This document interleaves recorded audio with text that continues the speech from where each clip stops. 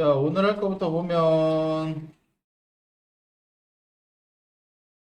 요거 2차 방정식의 실근의 조건이라 그래서 얘를 안 했더라고요.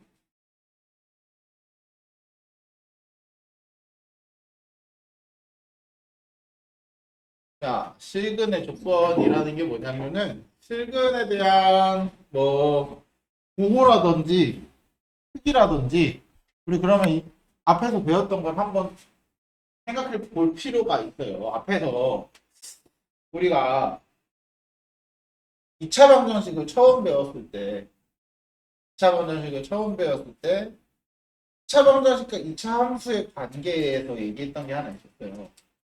2차 방정식의 해는 2차 방정식의 해는 2차 함수의 x절편이랑 같다. 맞아요? 맞아요? 2차 방정식의 해는 2차 함수의 x절편이랑 같다 그랬고요. 그리고 우리가 2차 부등식을 또 처음 할 때 어떻게 했냐면 2차 부등식은 2차 함수를 표현해서 크기를 구해줬던 것도 기억하죠? 그렇죠? 왜 알파보다 작고 베타보다 크고 이렇게 되는 이유가 우리가 2차 함수의 그림을 통해서 해결을 했었어요. 맞죠? 자, 마찬가지입니다. 어떤 2차 방정식이 있는데 2차 방정식에 실근이 존재한대요. 근데 그 실근이 뭐 예를 들면은 문제에서 조건을 줄 거야. 뭐 양수다. 둘 다 양수다. 아니면은 하나는 0보다 큰데 하나는 0보다 작다. 아니면은 둘 다 뭐 7보다 크다. 뭐 7보다 작다. 뭐 이런 식으로 뭔가 어떤 수보다 큰지 작은지를 정해서 줄 거라는 거야. 됐어요? 그랬을 때 그 조건을 만족하려면 어떤 성질을, 어떤 식을 만족해야지만 되는지를 말하고 있는 거예요. 자, 뭐냐면 지금 볼 거는 우리가 두근이 부호만 먼저 결정이 되는 거야. 양수냐, 음수냐. 이해됐어요? 그리고 이 다음에 넘어가면은 뭐가 나오냐면 두근의 실근의 위치라 그래서 이제 어떤 값보다 크다 작다 이렇게 주는 거. 됐어요? 근데 둘 중에 오늘 할 이 두 개 중에 한 개는 확실하게 머릿속에서 넣어놓고 가셔야 합니다. 둘 다 알 필요는 없어요, 사실. 그럼 하나는 뭐냐? 요 두 번째 거. 실근의 위치라 그래서 어떤 값보다 크다 작다 이거. 이해되세요? 앞에 거는 사실 몰라도 해결할 방법이 있습니다. 근데 얘는 모르면 지금 당장은 해결할 방법이 없어요. 물론 얘도 해결하려면 할 수 있습니다. 할 수 있어요. 근데 그렇게 해결하는 방법은 아직 우리가 알 수 있는 방법은 아니야. 예를 들면 평행이동이라는 걸 또 이용해야 돼. 근데 아직 평행이동이라는 거는 2학기 가야 공통수학 2 가야 나오는 거기 때문에 얘는 요 뒤에 있는 걸로 해결을 할 수 있다. 왜냐면 봐봐. 이렇게 해석하시면 돼요. 두 실근의 부호라는 건 두근이 양수다 이거잖아요. 그리고 방금 말했던 실근의 위치라는 거는 두 근이 뭐 3보다 크다, 3보다 작다 이렇게 무엇보다 큰지 작은지 아니면 하나는 3보다 큰데 하나는 3보다 작고 뭐 이런 식으로 기준을 줄 거라는 거야. 근데 요거 방금 두 실근의 부호를 기준으로 문제를 바꿀 수 있어요. 두 근이 양수다라는 말은 뭐랑 똑같아? 두 근이 0보다 크다라는 말이랑 똑같아요. 맞죠? 그러면 그 얘랑 똑같은 거 아니야? 실근의 위치라는 건 방금 말했잖아. 어떤 수보다 큰지 작은지 아니면 하나는 크고 하나는 작은지 뭐 이런 식으로 말을 해준다 그랬잖아요. 그쵸? 그럼 0보다 크다라는 말이랑 같은 말이네. 이해됐어요? 이해됐어요? 그래서 사실상 양수다 음수다는 0보다 크다로 바꾸면 얘랑 똑같이 푸시면 돼요. 그럼 결과가 똑같이 나옵니다. 이해됐죠? 그래서 얘는 확실하게 알고 가셔야 합니다. 자, 두근이 양수다 음수다 할 때는 뭐냐면 두근이 모두 양수일 조건은 첫 번째 두근이기 때문에 판별식 0보다 크거나 같아야 합니다. 맞죠? 마찬가지로 두근이 모두 음수일 때도 판별식이 0보다 작거나 같아야 한다. 서로 다른이란 말이 들어가면 이게 0보다 크다고요. 그냥 두근이면 0보다 크거나 같다고요. 이해됐지? 이해됐지? 그리고 둘 다 양수일 때 조건은 뭐야? 둘 다 양수니까 둘이 두근의 합, 곱 찾을 수 있겠죠? 두근의 합이 양수여야 하고 두근의 곱도 양수여야 되죠. 됐어요? 됐어요? 자, 두근이 모두 음수일 때도 마찬가지. 두근의 합은 음수겠죠. 음수끼리 더하니까. 그리고 음수끼리 곱했을 때는 양수죠. 그쵸? 두근의 곱은 양수다. 이런 식으로 나타내는 거. 이해되세요? 그러면 선생님 두근이 부호가 서로 다를 때는 어떻게 하냐? 두근은 부호가 다를 때는 어떻게 하냐? 부호가 다를 때는 분명히 위에서는 한 별씩 두근의 합, 두근의 곱을 봤는데 여기 보니까 두근의 곱밖에 없죠? 두근의 곱만 보시면 돼요. 그럼 두근의 합이랑 한 별씩은요? 자, 첫 번째 두 근이 부호가 다르다면 한 별씩이 0보다 무조건 커야 합니다. 맞죠? 맞죠? 자, 그 판별식이 0보다 큰 범위가 요 안에 반드시 포함이 돼야 돼요. 요 안에 반드시 포함이 될 수밖에 없어요. 애초에 그렇지 않으면 문제 자체가 성립을 할 수 없습니다. 그래서 문제에 오르기 때문에 판별식은 안 봐도 상관없어요. 물론 의심이 되시면 보시면 돼요. 근데 어차피 저거랑 똑같은 범위가 나와요. 그러니까 두 번째, 두근의 합. 두근의 합은 안 봅니다. 아니요, 정확히 말하면 못 봅니다. 왜? 알 수가 없어요. 자, 마이너스 3이랑 두근이 마이너스 3이랑 1이야. 두근의 합 뭐야? 음수죠. 근데 3이랑 마이너스 1이야. 두근의 합 양수죠. 그럼 둘이 부호 다른데 양수야 음수야? 난 몰라요. 문제에서 와 알려준 거 없잖아. 만약에 마이너스 3이랑 3이면 두근의 합 뭐야? 0이죠 심지어. 그러니까 0이 돼도 되고 양수가 돼도 되고 음수가 돼도 돼요. 그래서 우리는 알 수가 없어요. 그럼 여기서 이 얘기를 굳이 하는 이유는 뭐냐? 두근의 합을 알 수 없기 때문에 안 본다 그랬잖아. 그럼 알 수 있는 경우가 있어요. 갑자기 문제에서 이렇게 줘요. 두 근 중 음수인 근의 절대값이 양수인 근의 절대값보다 클 때 음수인 근의 절대값이 양수인 근의 절대값보다 크다. 그럼 얘죠 얘. 그럼 두 근의 합의 부호를 우리 알 수 있어 없어? 알 수 있죠. 이때는. 그러면 그때 두 근의 합을 봐야 돼요.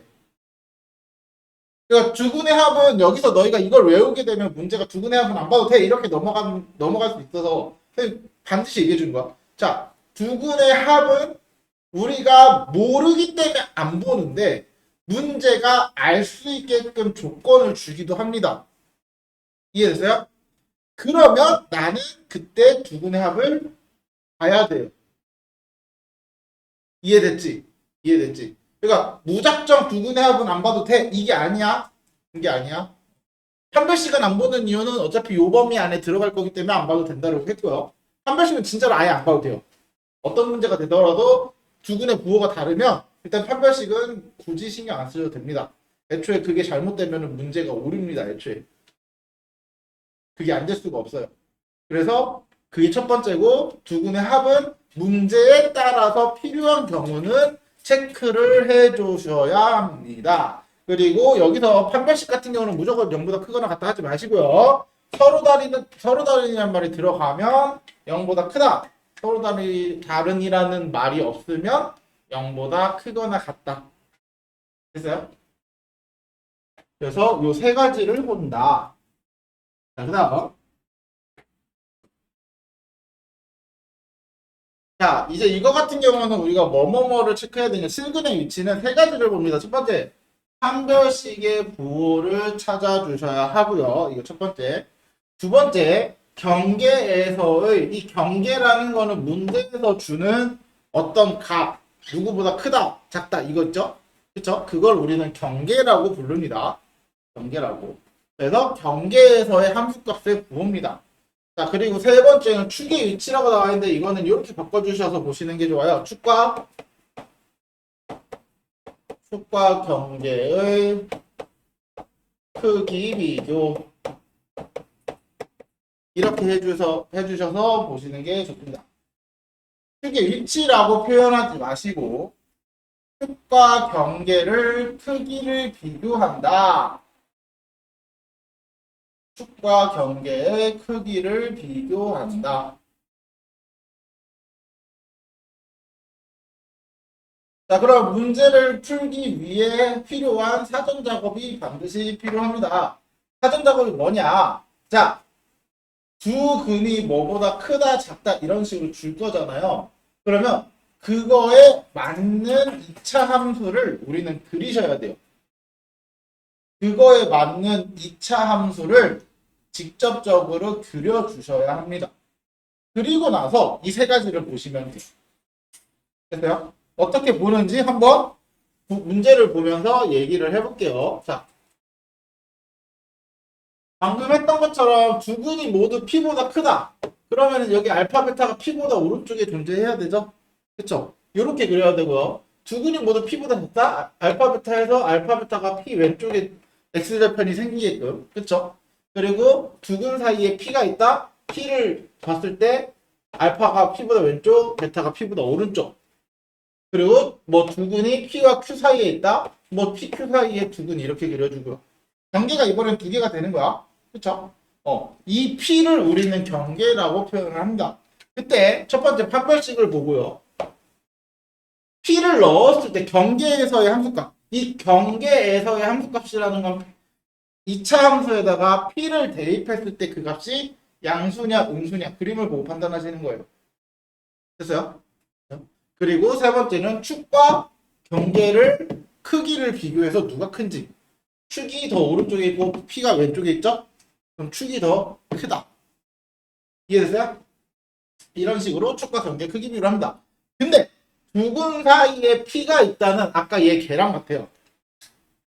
두 근의 부호가 다르다. 한 근은 0보다 크고 한 근은 0보다 작은 거잖아요. 그쵸? 그러면 두 근 사이에 0이 존재한다 이 말이랑 똑같은 말 아니야? 그쵸? 그때는 뭐만 보냐면 경계에서의 함수값의 부호만 보시면 돼요.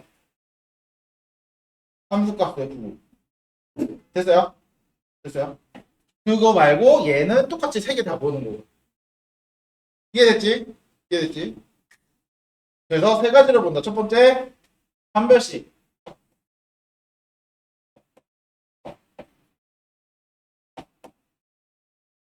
두 번째,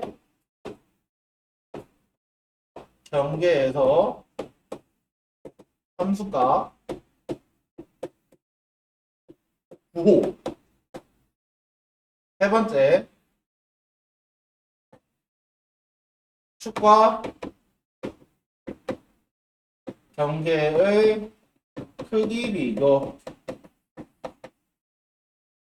됐죠? 한번 문제를 보면서 진짜 문제를 보면서 자, 2차 방정식이 다음 조건을 만족할 때 실수 K값의 범위를 구하여라. 잘 봐. 두 근이 모두 양수라는 거는 여기가 0이고 이렇게 됐잖아요. 그쵸? 그래서 우리 아까 두 근이 양수다라고 했을 때 어떻게 보라고 그러면 첫 번째 판별식은 0보다 크거나 같다. 맞죠? 그리고 두 번째 두 근의 합 알파 플러스 베타는 0보다 크다. 두 근이 양수니까. 그리고 세 번째 두 근의 곱 알파 베타는 0보다 크다. 이 세 개를 보라 그랬어요. 자, 판별식 보아볼게요. 판별식 짝수공식 보면은 4분의 D는 K 플러스 1의 제곱 마이너스 K 플러스 3이니까 0보다 크거나 같아야 해서 자, K제곱 플러스 2K 플러스 1 마이너스 K 플러스 마이너스 3 그러면 K제곱 플러스 K 마이너스 2는 0보다 크거나 같다 2, 1 그러면 K 마이너스 1 K 플러스 1 그럼 이거 벌어지는 값이니까 아니 k 플러스 2. 그럼 k는 마이너스 2보다 작거나 같고 k는 1보다 크거나 같다. 이게 판별식이죠? 그렇죠? 그래서 판별식 먼저 찾아주고요. 그리고 두 번째, 두근의 합은 알파 플러스 베타는 요거 k 2에 k 플러스 1 0보다 커야 되니까 k 플러스 1이 0보다 커야 돼서 k는 마이너스 1보다 작다. 요거 하나. 그 다음 세 번째 두근의 고 k 플러스 3이 0보다 크다. k는 마이너스 3보다 크다. 이렇게 그쵸? 그러면 이 세 개를 찾았으면 이 세 개를 다 만족해야지 우리는 두근이 0보다 크다라는 거잖아요. 그쵸? 그래서 공통범위를 찾아주시면 됩니다.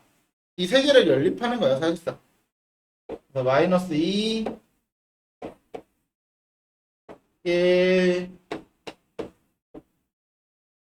마이너스 3, 마이너스 1보다 작다. 그럼 이 세 개의 공통 범위는 마이너스 3부터 마이너스 2죠? 그쵸? 자, 근데 얘를 내가 두근이 0보다 크다로 바꿔서 한번 봐볼게요. 똑같이 나오는지. 자, 첫 번째, 판별식이 0보다 크거나 같은 건 똑같죠? 그쵸? 그러니까 얘는 당연히 똑같이 나올 수밖에 없죠?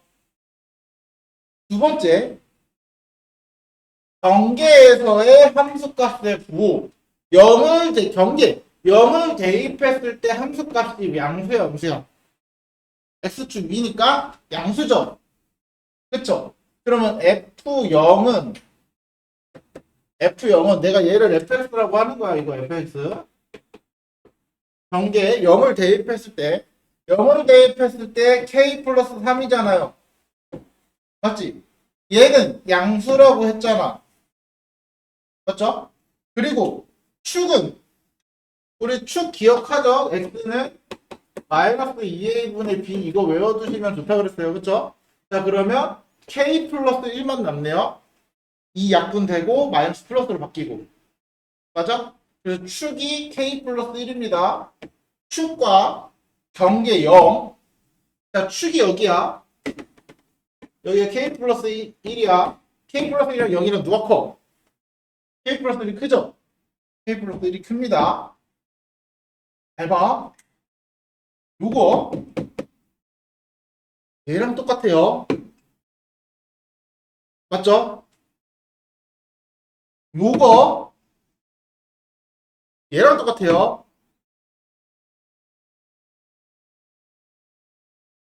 됐어요? 합과 곱을 찾았는데 경계에서의 함수값이랑 축의 축의 값이랑 같은 게 나오죠. 그쵸? 결론은 똑같이 나와야겠죠. 그래서 너희가 외워야 될 머릿속에서 꼭 집어 넣어야 될 거는 요겁니다. 요 세 개 보는 거. 양수함수를 보는 거보다 무조건 이 세 개를 꼭 보셔야 돼요. 물론 양수함수도 또 문제 나올 때 따로 하실 거면 따로 하셔도 됩니다. 양수함수를 따로 하셔도 되는데 일반적으로는 우리는 요 세 개를 반드시 기억하고 있어야 합니다. 됐죠? 비가 와서 그런가?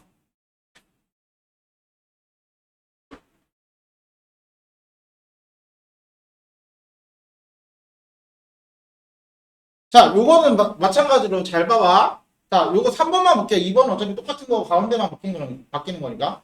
자, 3번 같은 경우는 두 근이 서로 다른 부호라고 했을 때, 한 근은 0보다 크고 한 근은 0보다 작다잖아요. 그쵸? 그럼 선생님이 두 근의 곱만 보시면 된다 그랬어요. 맞지? 그럼 두 근의 곱, k 플러스 3은 0보다 크다. 아니지, 작다지. 그러면 k는 마이너스 3보다 작다. 이게 끝이야. 그럼 아까 선생님 그랬죠? 판별식을 진짜 안 봐도 되는지 확인해 봐야 되잖아. 그쵸? 자, 판별식 아까 어떻게 됐었냐면은 k 플러스 1의 제곱 마이너스 k 플러스 3이니까 k 제곱 플러스 k 마이너스 2는 0보다 작아야 되네. 두 군이 0보다 작아야 되니까. 맞죠? 그러면 k는 k 플러스 2 k 마이너스 1 그러면 K는 마이너스 2부터 1까지. 됐죠? 됐죠? 두근의 곱이 음수. 그럼 봐봐. 얘가 마이너스 2부터 1.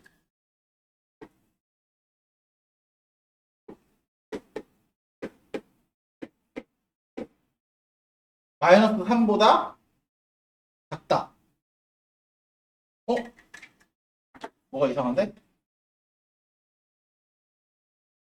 두근의 곱이 음수.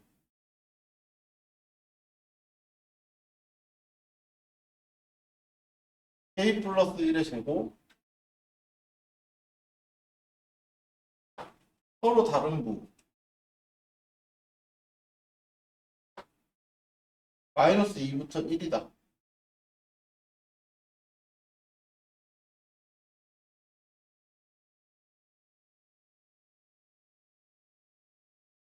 어, 뭘 잘못했지?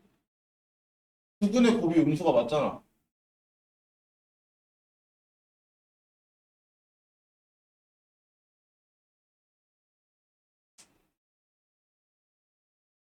아, 파면시 영어 짰다 아니야? 미안. 크다지. 미안. 미안. 그러면 요렇게랑 요렇게. 죄송해요. 그쵸? 마이너스 2보다 작고 k는 1보다 크다. 이렇게 되죠? 미안. 두근이니까. 자, 그러면 k는 마이너스 3보다 작다. 이렇게 됐죠? 그럼 공통범위 어디야? 여기 마이너스 3보다 작다 여기죠? 그쵸? 그냥 여기가 공통범위가 나와요. 이해되세요? 이 모든 문제가 다 그렇게 나와야 돼. 모든 문제가. 그러니까 굳이 이 판별식은 볼 필요가 있다 없다? 없다. 나 방금까지 0보다 작다 크다라고 해놓고 왜 0보다 작다를 썼는지 모르겠네. 아무튼 됐죠? 이런 식으로 판별식은 굳이 봐줄 필요가 없습니다. 자, 그럼 다음. 자, 두근이 모두 1보다 클 때, 두근이 모두 1보다 클 때 이제 요 세 개를 보자. 요 세 개. 요 세 개를 보시면 첫 번째 판별식 a제곱 짝수공식 쓰면은 a제곱 마이너스 4a 플러스 3. 두근이 모두 0보다 크거나 같다라 했으니까 판별식은 0보다 크거나 같다. 자, 함수를 생각해 보시면 돼요. 이거를 내가 fx라고 하고 그럼 fx의 그래프가 1이 여기 있고 이렇게 알파랑 베타 이런 식으로 정해져야 한다는 거야. 그쵸? 자, 두 번째 경계에서의 함수값을 보고 1을 대입한 함수값 f1. f1은 x축 위에서 만나니까 0보다 커야 되고요. 그쵸? x축 위에 있으니까.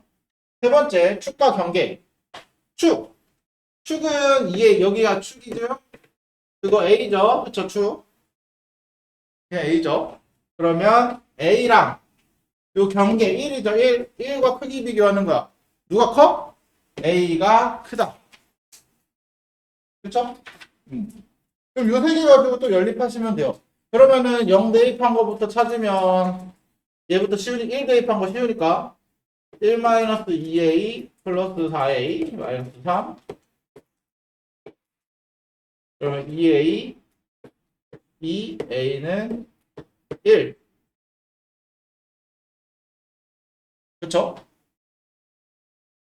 그쵸? 그럼 얘네들은 똑같은 거네요 그냥 그다음 판별식 쓰면 a-3 a-1 0보다 크거나 같다 a는 1보다 작거나 같고 a는 3보다 크거나 같다 그럼 또 수직선 그려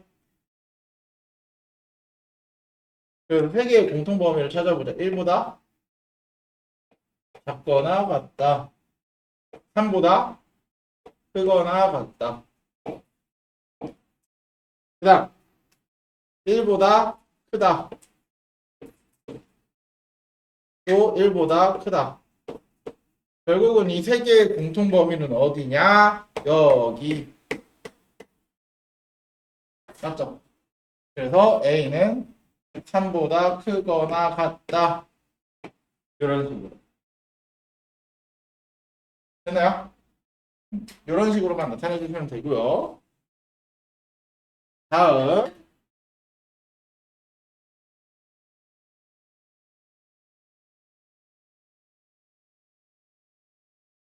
두근 사이에 마이너스 2가 있다. 마찬가지로 이거를 fx라고 두고요. fx.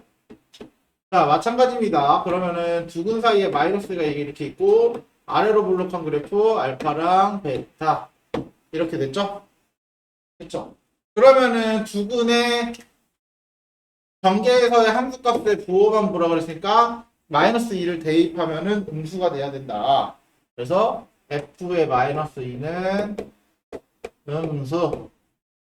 그러니까 4 플러스 2m 플러스 4 마이너스 m 플러스 1 정도보다 작다. m 8, 9 마이너스 9보다 작으면 우리가 원하는 대로 부분이 한 근은 마이너스 1보다 작고 한 근은 마이너스 1보다 크고 이런 식으로 해결이 된다는 거죠. 됐죠? 그럼 얘는 두 근 사이에 모두 0과 2 사이에 두 근이 존재한다. 그럼 이렇게 그려줘야 되니까 이제 경계가 몇 개? 2개 되는 거죠? 그러면 첫 번째 판별식은 0보다 크거나 같아야 돼요. 어쨌든 판별식은 0보다 크거나 같아야 돼요. 그러면 m제곱 m 플러스 2의 제곱 플러스 4 m 마이너스 1이 0보다 크거나 같고 바로 계산하면 m제곱 2m 4m 6m 플러스 4 마이너스 4 0 그래서 m 플러스 6 그럼 m은 마이너스 6보다 작거나 같고 m은 0보다 크거나 같다. 요거 하나 됐죠? 두 번째 경계에서의 함수값 경계가 이제 두 개니까 F0, F2 다 봐야 돼요. 경계가 두 개니까. 그럼 F0도 양수, F2도 양수. 됐죠? 그럼 0 대입하면 마이너스 m, 마이너스 1, 0보다 크니까 m-1이 0보다 작고 m은 1보다 작다. 요거 하나. 그 다음에 2 대입한 거는 4 마이너스 2m 마이너스 4 마이너스 m 플러스 1 0보다 크다. 없어지고 마이너스 3m 마이너스 1 m은 3분의 1보다 작다. 요거 하나 나왔고요. 그리고 축은 이거 2분의 마이너스 m 플러스 2니까 자 축이 여기잖아요. 0과 2 크기 비교하면 되죠. 0보다는 크고 2보다는 작죠? 그렇죠? 그래서 얘를 0보다는 크고 2보다는 작고 그래서 양변에 2를 곱해주면 마이너스 m 플러스 2는 0하고 4, 4, 2 그 다음에 다시 마이너스를 곱하고 2를 빼주면 m 플러스 2는 마이너스 4, 0, 2 빼주면 마이너스 6부터 마이너스 2까지 이렇게 3개 됐어요? 4개 그래서 4개의 공통 범위를 찾아준다. 오래 원리 돌았다. 마이너스 6, 0, 1보다 작고 3분의 1보다 작고 그 다음에 마지막 마이너스 6에서 마이너스 2까지 뭐가 이상한 것 같은데? 뭘 잘못 구했지?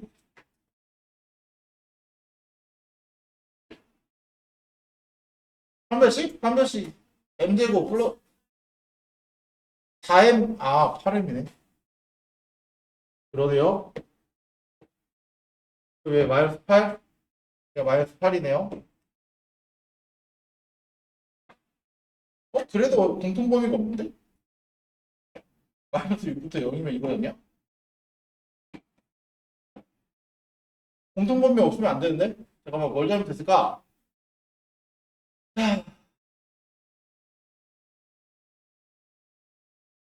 F0 F0은 마이너스 m 마이너스 1 0보다 크다. n-1이 0보다 작다.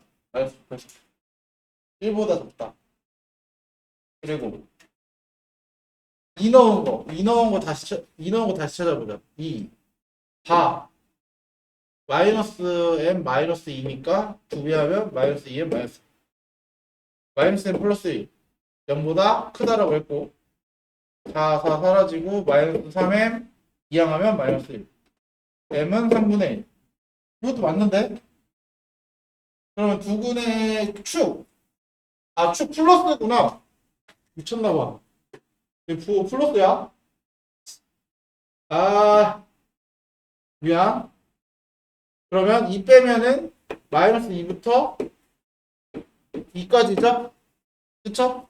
그럼 마이너스 2, 미안. 죄송해요. 마이너스 2부터 2까지 이렇게.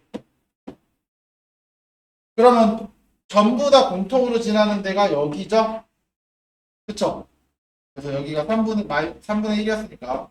그래서 우리가 원하는 값이 0부터 3분의 1까지. 됐어요?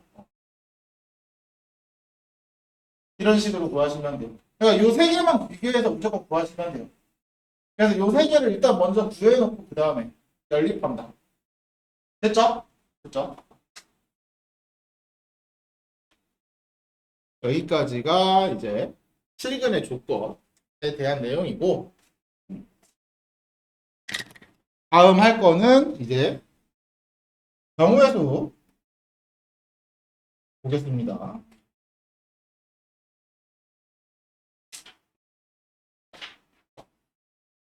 경우의 수까지는 설명하고 아마 좀 쉬지 않을까. 자, 선생님 질문 한번 합시다. 우리 작년에 심지어 얼마 되지도 않았어. 지금이 몇 월이야? 5월이잖아. 5월 말. 그럼 지금으로부터 한 7개월 전에 우리는 시험을 봤을 겁니다. 그쵸? 중학교 2학년 때. 그럼 중학교 2학년 때 마지막으로 시험 봤던 단원들 혹시 기억나나? 뭐 봤어? 중학교 2학년 때? 경우의 수 확률, 닮음 이렇게 보지 않았어? 그러면 거기서 경우의 수를 우리가 해봤잖아요. 그쵸? 나는 그 경우의 수가 너무너무 할만했다. 그러니까 경우의 수를 쉽다라고 생각하는 게 아니라 다른 단원보다 차라리 경우의 수가 낫다. 라고 생각하시는 분. 별로야? 어땠어? 경우의 수? 할만했어? 어렵지? 그러니까 경우의 수는 일반적으로 학생들한테 항상 조사해보면 경우의 수가 차라리 나아요라고 하는 학생은 거의 10%에서 20% 정도. 경우의 수 정말 싫어요 하는 아이들이 한 50%. 경우의 수가 좀 어렵긴 한데 뭐 진짜 막 그냥 어렵다, 좀 어려운 정도다 그러면은 거의 30%. 보통 이러거든요. 중학교 2학년 때 했던 경우의 수랑 오늘 하는 거랑은 내용은 똑같습니다. 그래서 여기에 있는 책 중학교 2학년 애들 그 경우의 수까지 진도 나간 애들 있지. 그거 갖다 줘도 너네 풀 수 있어요. 냉정하게 말하면 풀 수 있어야 돼요. 똑같아요. 그래서 고등학교 때 나오는 경우의 수는 뭐가 다르길래 왜 또 나와요? 왜 또 나와요? 그럼 중학교 2학년 때 쓰면 됐잖아. 왜 또 나와? 이런 생각 들겠죠? 그치? 싫어하는 사람들 입장에서는 그런 생각 들겠죠? 자, 경우의 수가 또 나오는 이유는 이제 기호라는 걸 사용해서 알려줄 거야.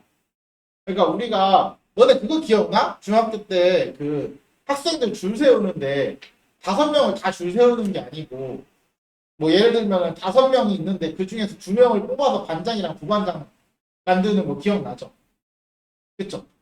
그거를 기호로 만들어서 이제 쓰는 거야. 분열이라는 기호, 조합이라는 기호, 그 기호를 써서 나타내는데 사실상 계산하는 방법은 너네가 중학교 때 했던 거랑 똑같아요. 5명 중에 2명 반장 부반장 뽑는다. 5 곱하기 4 아니었어? 그쵸? 그거를 기호로만 써서 나타내고 대신 계산할 땐 똑같이 5 곱하기 4야. 계산이 바뀌진 않아. 이해됐어요? 그걸 먼저 해놔야 그 뒤에 가서 2학년 때나 3학년 때 우리가 확률 통계라는 걸 할 텐데 그때 이제 또 뭐 중복순열, 중복조화, 뭐 확률 이런 것들을 다루게 될 거야. 이해되세요? 그래서 여기 있는 용어는 사실 새로 설명할 건 없습니다. 다 알아야 되는 내용이 알고 있어야 되는 내용이에요. 정상적으로는. 첫 번째, 사건. 사건이란 뭐냐? 어떤 실험이나 관찰에 의해 일어나는 결과. 그쵸? 뭐 예를 들면 어떤 사건이 일어났다. 그 사건을 우리가 뭐 동전을 던졌다. 그랬을 때 나오는 결과들이 있을 거 아니야. 주사위를 던졌다. 가위바위보를 해서 했다. 그러면 가위바위보를 했을 때 일어나는 사건은 이겼다, 졌다, 비겼다, 뭐 이런 거죠. 그런 것들 우리는 사건이라고 해요. 그랬을 때 경우의 수는 사건이 일어날 수 있는 모든 가지수를 우린 경우의 수라고 얘기하는 거였어요. 그래서 주사위를 던졌을 때 일어날 수 있는 경우의 수는 1, 2, 3, 4, 5, 6, 6가지. 그렇죠? 근데 또 사건을 그렇게만 주지 않고 주사위를 던졌는데 짝수가 나왔다. 2, 4, 6, 3가지. 그렇죠? 그렇게 했던 게 우리가 배웠던 경우의 수입니다. 그리고 중학교 때 또 이런 것도 있었어요. 이걸 수형도라고 얘기를 하는데요.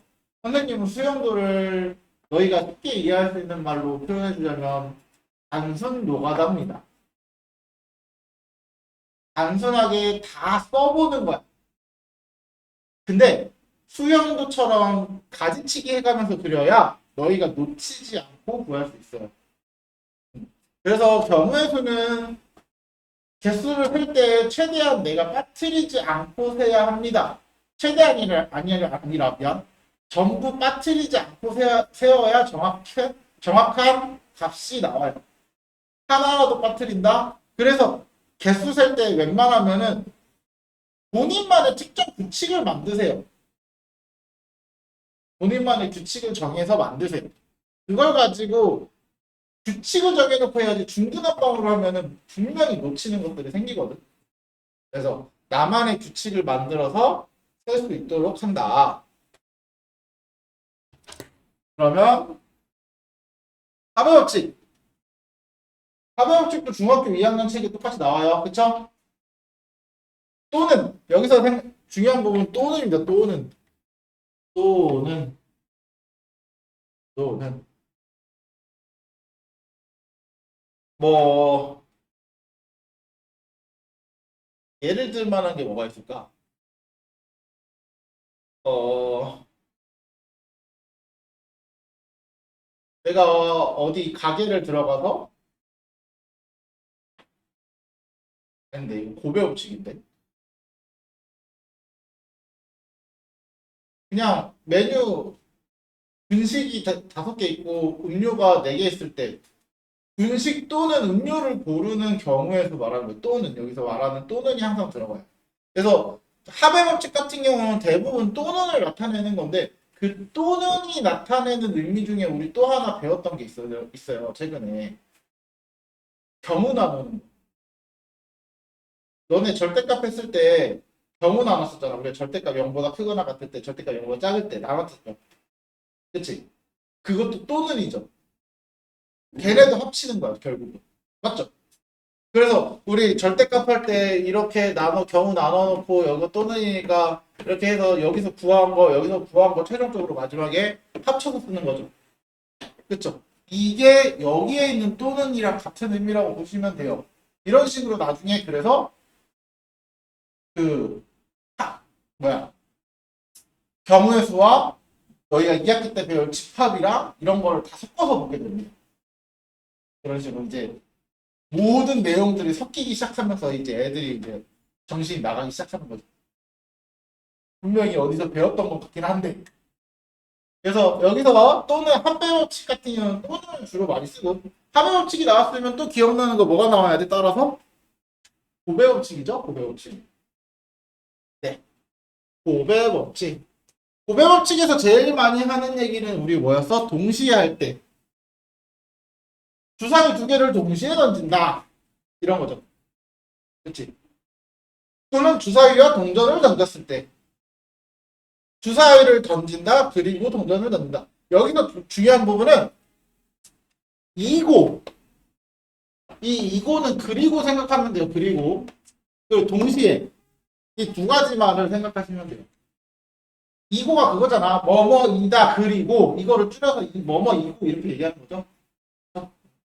그리고를 생각하시면 돼요. 그래서 너네는 앞으로 자주 보게 될 거야. 이 또는과 그리고는 항상 짝꿍 마냥 붙어서 나와요. 또는과 그리고는 짝꿍처럼 붙어서 나온다. 그래서 아마 고배어칭 많이 활용했던 예 중에 하나가 이제 내가 옷을 입는데 상의가 4벌 있고 하의가 3벌 있을 때 상의와 하의를 입는 방법. 그럼 상의도 있고 그리고 하의도 입는 거잖아요. 그렇죠? 동시에 두 개를 같이 입어야 되는 거잖아. 네. 그래서 거기서 그리고가 나와서 곱한다. 이런 식으로 접근을 했던 거야. 그렇죠? 그래서 고배어칙에서는 이고나 그리 또는 동시에를 찾고 하배어칙에서는 또는을 찾으시면 돼요. 그래서 너희가 일반적으로 경우 나누는 건 다 또는이라고 생각하시면 됩니다. 됐죠? 그래서 이런 식으로 하배법칙과 고배법칙이 우리가 중학교 때 배웠던 내용 중에 하나였다. 그럼 바로 문제가 나오죠.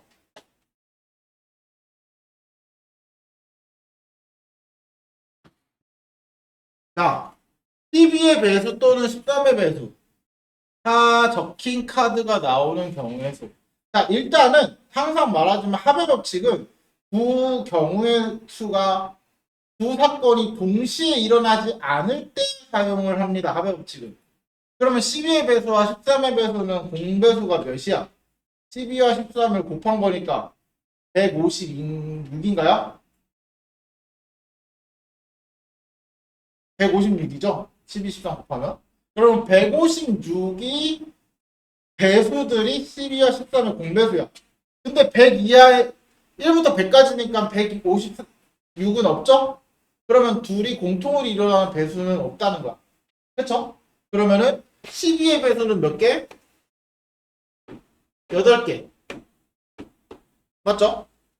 13의 배수는 7개? 그러면 또는이잖아요? 그걸 어떻게 하라고? 더하라고. 됐죠? 2의 배수 또는 5의 배수. 2의 배수 또는 5의 배수. 그럼 2의 배수 또는 5의 배수니까 2의 배수 찾으면 몇 개? 50개. 5의 배수는 20개. 더한다? 여기서 문제가 있죠. 2의 배수와 5의 배수는 공통으로 나오는 게 있어요. 뭐? 10의 배수. 그러면은 여기서는 10의 배수가 두 번 더해진 거잖아. 그럼 나는 어떻게 해야 돼? 한 번을 제외를 해야 되죠. 그래서 10의 배수가 10개잖아요. 그 10개를 한번 빼주셔야 돼요. 됐어요?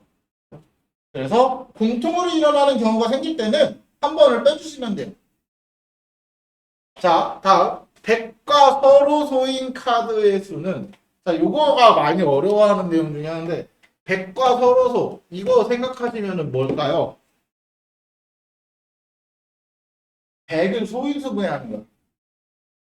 그럼 100을 소인수분해 하면 2의 제곱, 5의 제곱 아니야?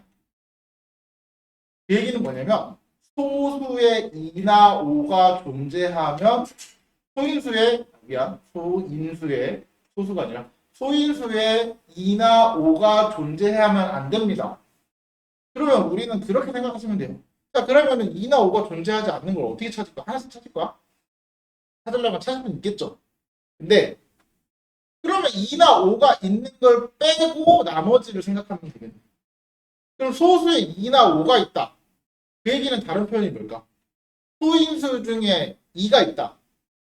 그 얘기는 2의 배수라는 뜻입니다. 소인수에 5가 있다. 5의 배수라는 뜻이거든요. 그러면 소인수에 2나 5가 없다는 얘기 2의 배수가 또는 5의 배수가 아닌 거잖아요. 그럼 전체 100개에서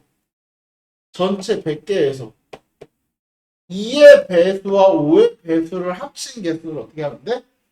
빼면 되죠. 네. 그래서 2번에 있는 값을 빼주시면 됩니다. 이해됐어요? 서로 소인 거 찾을 때는 그 아닌 거를 찾아서 빼주시는 게 효율적이라는 거.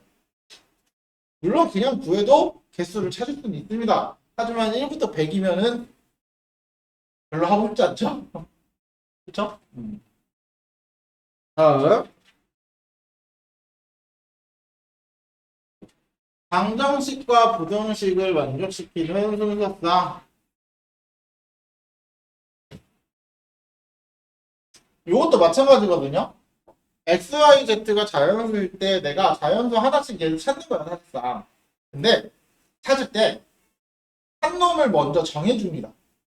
그럼 x, y, z 중에 누군가 하나는 1일 때, 2일 때, 3일 때, 4일 때 이렇게 정해주는 거야. 그러면 누구부터 정하냐? 개수가 가장 큰 친구부터 하시면 돼요. 그래서 내가 뭐부터 할 거냐면 z가 1일 때 격으로 나누는 거죠. 그쵸? 또는 z가 2일 때 또는 z가 3일 때 될까요? 3이면은 얘가 9죠, 9. 그럼 얘네 둘이 더하면 몇이어야 돼? 2가 돼야 되는데 자연수 넣어서 2 만들 수 있어? 1 넣어도 안 되죠? 그쵸? 그래서 z가 3은 절대 안 되겠네.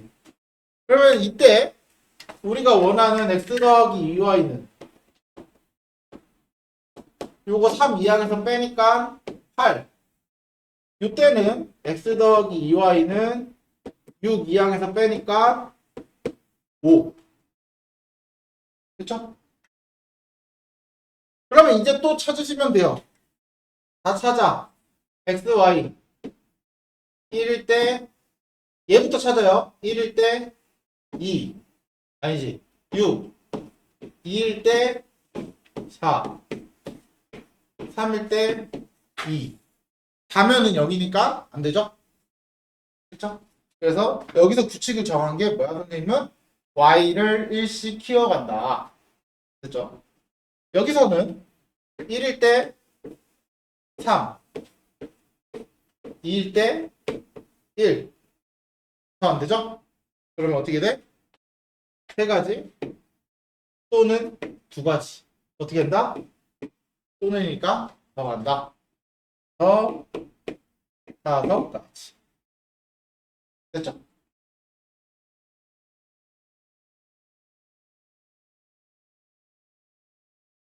이게 세 개.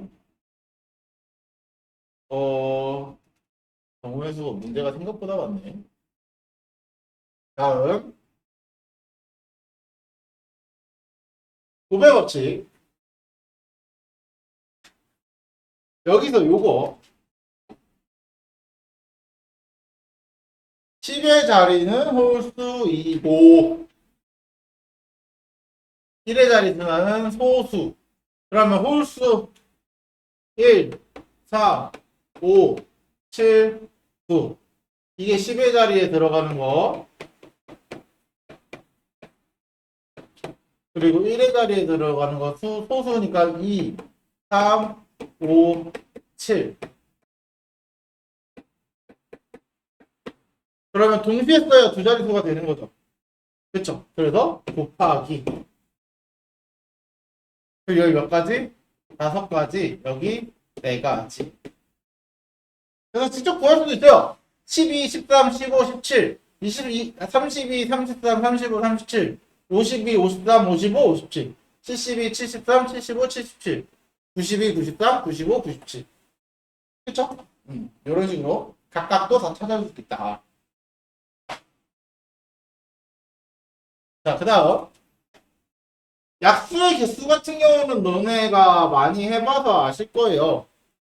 약수의 개수. 약수의 개수 같은 경우는 뭐 해? 소인수분해하죠. 소인수분해해가지고 지수에 1씩 더해가지고 곱하는 거. 그럼 1씩 왜 더하는지를 예를 들어 한번 볼게요. 잘 봐.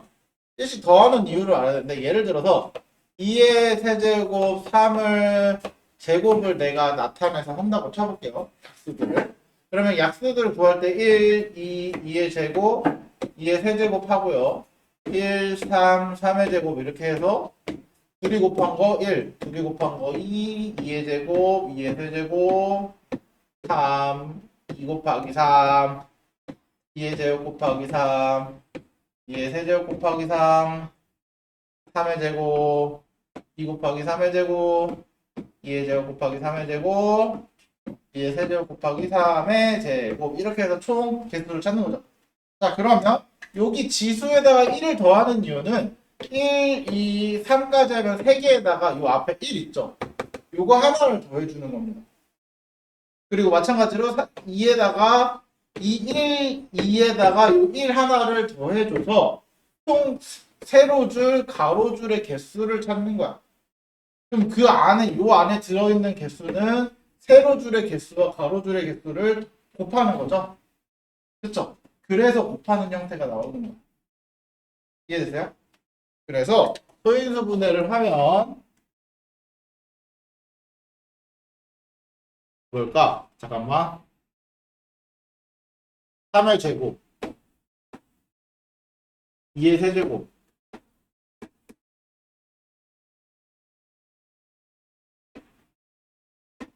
그 다음 5 이렇게죠? 그쵸? 그래서 지수 하나 3에다가 1 더하면 2에다가 1 더하고 얘는 아무것도 없는 거니까 1이죠. 이렇게 해서 곱해주시면 되겠네. 그럼 양의 공약수의 개수는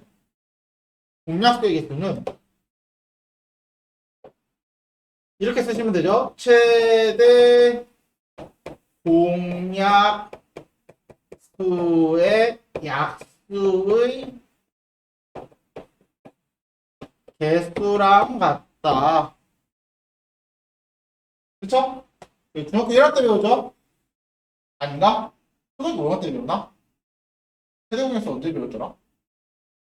초등학교 때 먼저 배우지 않나? 그치? 그래서 최대 공약수의 약수의 개수랑 공약수의 개수랑 같다. 됐죠? 그래서 최대 공약수를 구하고 약수의 개수 똑같이 구해주시면 된다. 됐죠? 이 도로도 중학교 때 많이 보지 않았어? 도로가 고배법칙 쓰는 문제 중에 대표적인 문제 중에 하나야. 도로 가는 거. 왜냐면은 자 A에서 B를 가는 경우를 구하시오잖아요. 자 그러면 A에서 B를 가는 경우 A에서 먼저 C를 들렀다가 B를 가는 경우 또는 A에서 D를 들렀다가 B를 가는 경우죠. 그쵸? 그러면 나는 A에서 C 가는 개수가 몇 개야? 세 가지. C에서 B 가는 경우 세 가지. 그럼 A에서 B까지 가기 위해서는 A에서 C를 가고 그리고 C에서 B를 간다. 맞죠? 그래서 곱하는 겁니다. 그다음 A에서 D를 가고 B에서 B를 간다. 또는이니까 합쳐주시면 되겠네. 됐죠? 자, 두 번째. 동건이와 수진이가 A 도시에 출발하여 D를 가는 경우의 수를 구하시오. 단 한 사람이 지나간 중간 도시는 다른 사람이 지나갈 수 없대요. 무슨 말이냐? 동건이가 먼저 A에서 C를 가고 B를 가면 수진이는 갈 수 있는 게 A에서 출발했을 때 D를 가고 어디를 가야 돼? B를 가야 되는 거야. 맞죠? 그래서 여기서 잘 봐. 동건이는 A, C, B를 가고 수진이는 A, D, B를 간다. 그래서 여기에 3 곱하기 3이랑 여기에 2 곱하기 3을 9를 곱해줘야 돼.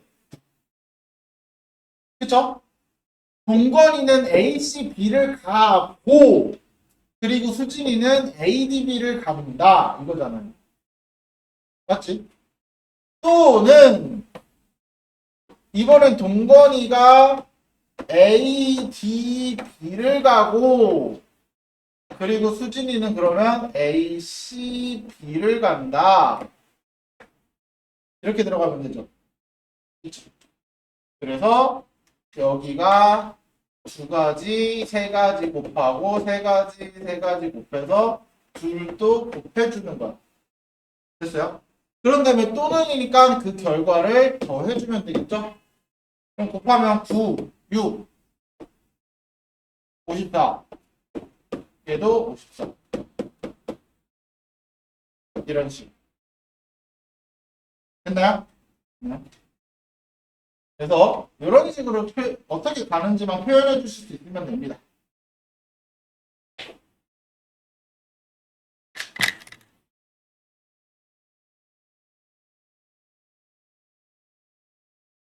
자, 이번에 볼 거는 또 뭐야? 자, 색칠. 이제 우리 이것도 중학교 때 보긴 봤어요. 색칠하는 거.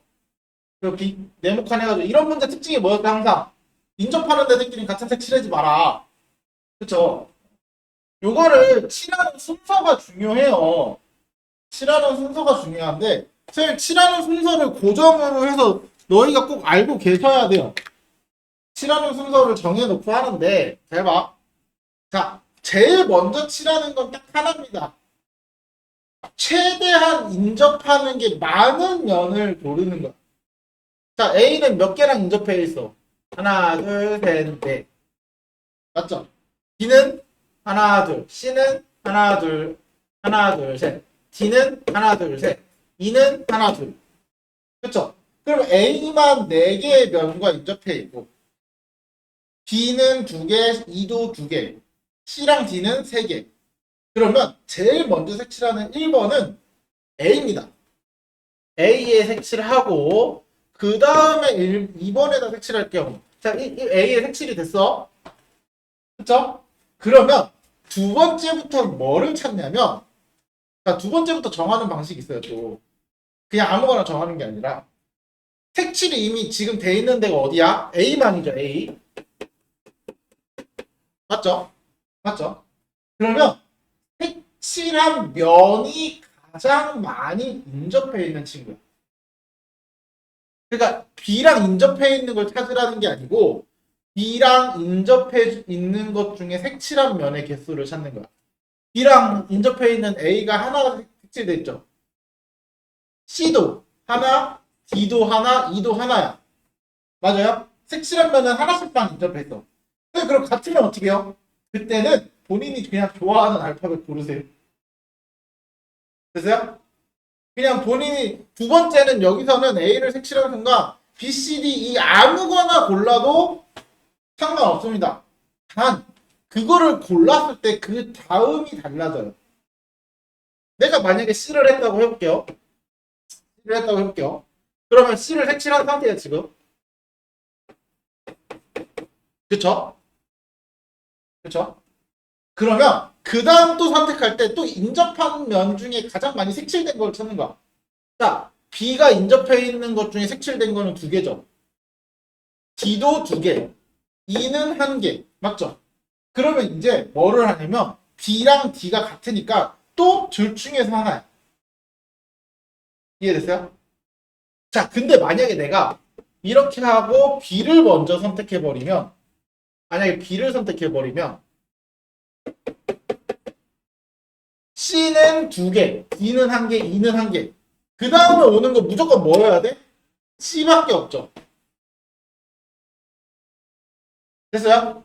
무조건 C야. 이해됐지? 그래서 여기서는 C를 했으니까 B나 D 아무거나 해도 돼요.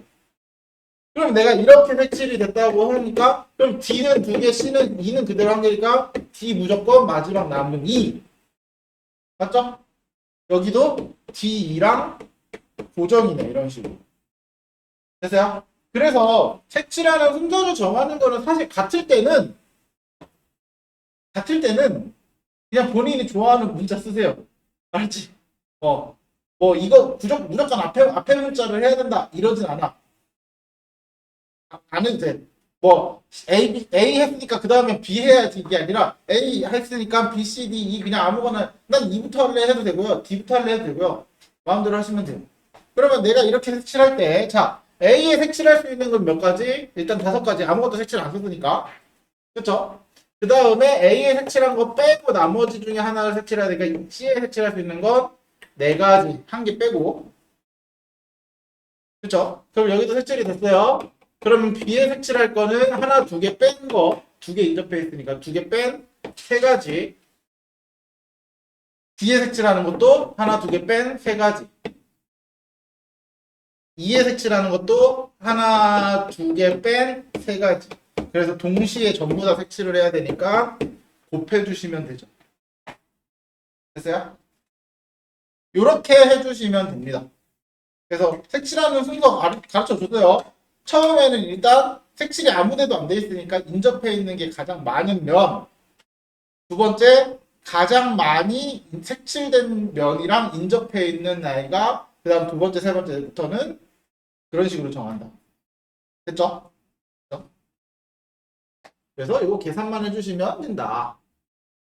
이런 문제 특징 항상 인접해 있는 애들끼리는 같은 색을 칠하지 않아야 합니다. 왜냐면 같은 색 칠해도 되면은요, 그냥 이거 어떻게 계산하면 5 곱하기 5 곱하기 5 곱하기 5 곱하기 5 하면 돼요, 그냥. 그쵸? 그냥 5, 5, 5, 5, 5 다 곱하시면 돼요. 그쵸? 다음. 오늘의 마지막. 자, 지불할 수 있는 방법과 지불할 수 있는 금액은 사실상 같은 문제인데, 같은 문제를 푸는데 이 친구는 사전 작업이 필요합니다. 같은 문제를 풀어도 되는데, 이 친구는 이제 금액은 사전 작업이 필요해요. 사전 작업. 자, 봐봐. 잠들 깨고, 잠들 좀 깨고, 오늘 다들 왜 그래? 아까 앞에부터. 자, 지불할 수 있는 방법이라는 거는 내가 100원을 낼 때, 잘 생각해봐. 100원을 낼 때 50원짜리 두 개를 내는 거랑 100원짜리 한 개를 내는 거랑 다르죠. 그쵸? 방법은 지불하는 방법이잖아. 난 100원은 이렇게 낼 거야, 이렇게 낼 거야 라는 거는 달라. 근데 지불하는 금액의 수는요. 어쨌든 50원짜리 두 개를 냈든 100원짜리 하나를 냈든 결국 나는 100원을 냈다잖아. 그럼 같은 경우죠. 맞아? 그래서 얘는 얘보다 개수가 많을 수는 없어요. 왜? 중복되는 게 분명히 생길 거거든. 그쵸? 그럼 어떻게 하냐? 자, 지불할 수 있는 방법은 굉장히 쉬워요. 지불할 수 있는 방법은 어떻게 하냐면 100원짜리, 50원짜리, 10원짜리 동전들의 개수 있죠? 동전들의 개수에다가 1씩 더합니다. 그리고 다 곱하시면 돼요. 어떻게? 한 개. 곱 더하면 1 더하면 2. 두 개. 1 더하면 3. 세 개. 1 더하면 4. 그리고 나서 마지막에 항상 1을 빼주시면 돼요. 1을 왜 빼냐? 안 낼 수도 있거든. 빵원을 냈을 때 한 가지를 빼는 거야. 자, 왜 빵원을 내는 경우가 생기냐? 자, 이거야. 왜 그럼 1을 더해야 되는지부터 알아야 되잖아. 그쵸? 잘 봐. 내가 100원짜리로 할 수 있는 행동이 뭔지를 생각해. 100원짜리로 할 수 있는 행동이 뭐야? 내가 100원짜리 하나를 들고 있어. 그럼 이 100원짜리로 할 수 있는 건 안 내거나 하나만 내거나 두 가지 경우죠. 그럼 100원짜리로 일어나는 사건의 경우에는 두 가지입니다. 맞죠? 저 친구 생각보다 크단 말이지. 자, 100원짜리로 할 수 있는 건 두 가지야. 그래서 1을 더한 거라고 생각하시면 돼요. 그러면 50원짜리 두 개니까 얘로 할 수 있는 건 몇 가지야? 세 가지야. 안 내거나 하나 내거나 둘 다 내거나 50원짜리로 일어나는 사건은 세 가지입니다. 그쵸? 자, 10원짜리로 한 개 내거나 두 개 내거나 세 개 내거나 안 내거나 이 안 내는 게 하나가 추가가 되는 거라고 생각하시면 돼요. 경우에 대해서. 사건에서. 됐어요? 그리고 그 100원짜리, 50원짜리, 10원짜리 동시에 행동을 할 거잖아요. 세 가지 사건을. 그래서 내가 그 중에 뭐 예를 들어 100원짜리 안 내고 50원짜리 하나, 10원짜리 두 개를 내면 70원을 냈다 이렇게 되는 거잖아. 그쵸? 그래서 그 동시에 행동을 할 거기 때문에 각각의 사건을 곱해주는 거야. 됐어요? 근데 거기서 안 내고 안 내고 안 냈을 수도 있잖아. 그 한 가지는 빼야죠. 왜? 영원을 지불하는 것은 제외한다. 라고 문제가 제시하고 있으니까. 이해됐어요? 이해됐어요? 요게 지불하는 방법의 수입니다. 그러면 금액은 어떻게 할 거예요? 그러면 여기서 각각 중복되는 거 찾아서 하나씩 빼면 되나요? 그럼 100원 중복될 수 있고요. 110원 중복될 수 있고 120원 중복되는 거 다 세기에는 너무 힘들죠. 그렇죠? 그러면 2번도 쟤처럼 동전의 개수에다가 하나를 더해서 곱하는 걸로 풀 수 있어요. 대신 사전 작업이 필요해요. 그럼 그 사전 작업이 뭔지만 알면 되겠죠? 자, 그 사전 작업이 뭐냐? 자, 가장 낮은 동전부터 체크를 하시는 거예요. 가장 낮은 동전. 자, 10원짜리 몇 개? 3개죠. 전에 10원짜리 3개로 50원짜리, 그 위에 동전이 누구야? 50원짜리죠. 그러니까 우리가 10원, 50원, 100원 순이죠, 지금. 자, 10원짜리로 50원짜리 만들 수 있다, 없다? 여기서. 만들 수 있다, 없어? 없죠? 그러면, 없으면, 그냥 10원은 3개인 걸로 끝이야. 3개인 걸로 끝이야. 자, 50원짜리. 이제 10원짜리 해결됐어. 사전자가 한 번 했는데 할 수 있는 게 없으니 50원짜리를 못 만들기 때문에 끝인 거야, 걔는. 그럼 50원짜리 이제 보는 거야. 자, 50원짜리는 100원을 만들 수 있을까요? 없을까요? 있죠. 50원 2개니까 합치면 100원이잖아. 만들 수 있네. 그러면 이제 만들 수 있을 때 어떻게 하는지 체크하면 되겠죠. 만들 수 있을 때는 그러면 50원짜리는 놔두고 얘가 만들 수 있는 100원짜리 있죠. 100원짜리를 50원짜리로 쪼개. 그러면 나는 50원짜리가 원래 2개가 있었어. 100원짜리가 하나 있었어. 그럼 100원짜리를 50원짜리로 쪼갰어. 그럼 난 50원짜리가 총 몇 개가 되는 거야? 4개가 되는 거야. 4개야. 끝이야. 됐어요? 그러면 나는 이걸로 지불할 수 있는 방법을 세면 돼요. 그럼 50원짜리를 할 수 있는 거 5가지. 10원짜리를 할 수 있는 거 4가지. 여기서 하나를 어떻게 해야 돼? 빼면 되죠. 됐어요? 끝이야. 이렇게 하면 돼. 무슨 말인지 얘가? 자, 그럼 이렇게 한번 바꿔볼까? 100원짜리 2개.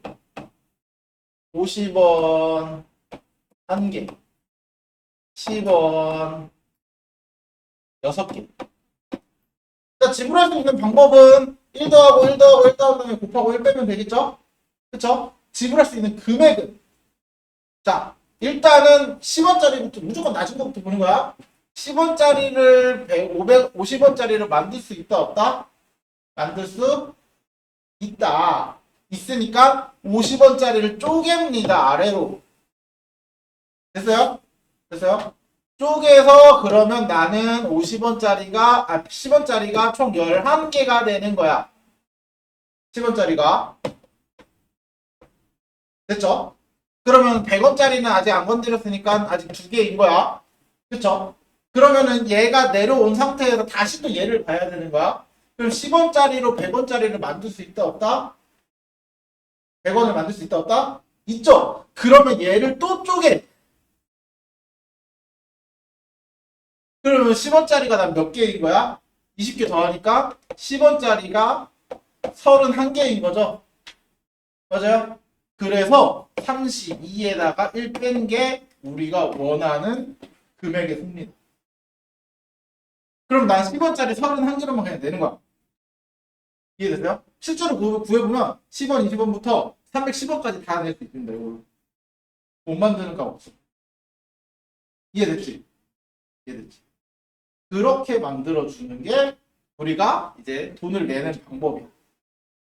만약에 얘를 10원짜리를 얘를 쪼개서 여기까지 왔는데 3번짜리로 100원짜리를 못 만든다. 그러면 안 쪼개면 돼. 예를 들면 이게 500원짜리다. 이렇게 바뀌어 있으면 10원짜리를 500원을 못 만들죠. 그러면 500원 2개에다가 10원짜리 11개인 거야. 이렇게 해서 계산하시면 돼요. 이해됐어? 그러니까 만들 수 있으면 그 위에 동전을 쪼개서 갖고 내려오고요. 됐지?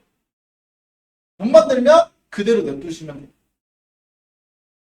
그러면 지불할 수 있는 방법과 똑같이 계산하시면 되죠. 이해되세요? 오늘은 요거까지만 할게요.